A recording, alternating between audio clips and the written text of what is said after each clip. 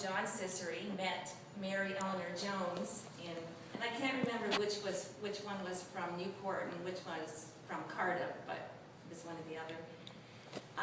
And they started a romance, but grandfather John was a bit of a wanderer, and he decided he was going to find his fortune in Canada, and he came over here in 1905, I think, and worked his way across the west and into British Columbia. And fortunately, we found in the trunks that Mom had kept all these years beautiful old photographs of the workforces that he worked with, the train companies, whatever he was working for all across Canada and into British Columbia. So it's really kind of neat to see that. Anyway, World War I broke out and he went back to England and joined up and fought in World War I and he was wounded twice, but he made it through, and then he married Mary Eleanor and came to Victoria. And not too long after that, he was the eldest of 5 brothers and 1 sister. I always felt sorry for Maria, the sister. Several of his other brothers came out to Victoria, and lo and behold, there was a Cicely community here.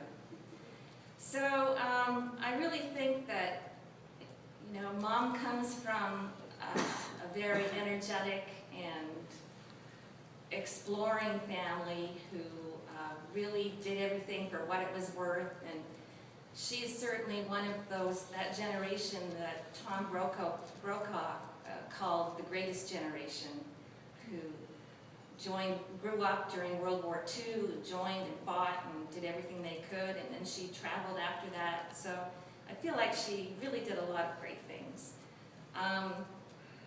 The funny thing was, when Mary and I were going through her things when she had to move into the nursing home, we found all these bits of paper all over the place.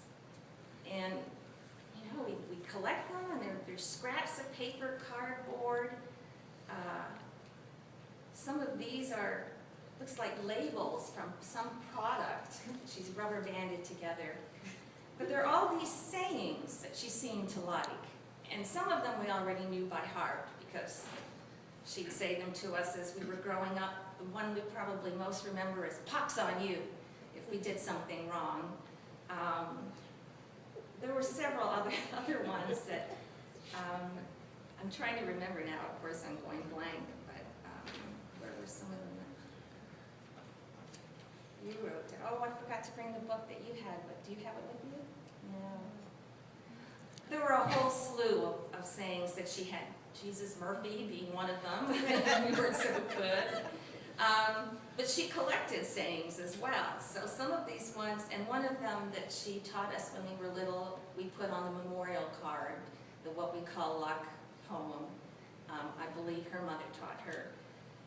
And in one of her autograph books, there was a little one that said, "A cute little quack," Canadian Women's Army Corps, "a cute little quack named Bunny is usually winsome and sunny, but when she goes wild, she's a problem child, and then she is not quite so funny." Apparently she got the nickname Bunny because she really ran around and got into everything when she was little, and she couldn't sit still. And then there are some other more, thoughtful ones, like, "We do not lack courage because things are difficult. We lack courage because things seem difficult," or something like that. So I think she wrote that down and didn't quite get all of it, so she's got the something like that on the end of it. "Act from your own will and not react to the will of others.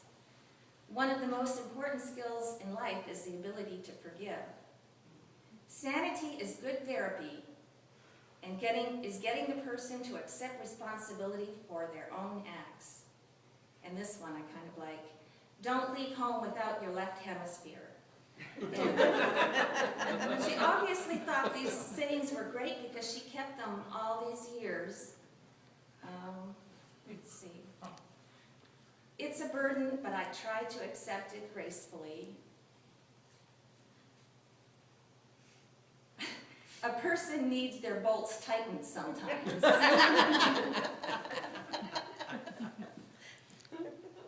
And I'm not going to read them all, but it was just so funny to find all these things all over the place. it's not that you screw up, but how you bounce back. So she was a wonderful person, and we're going to miss her, but I think she led a really remarkable and interesting life, and we'll always remember her.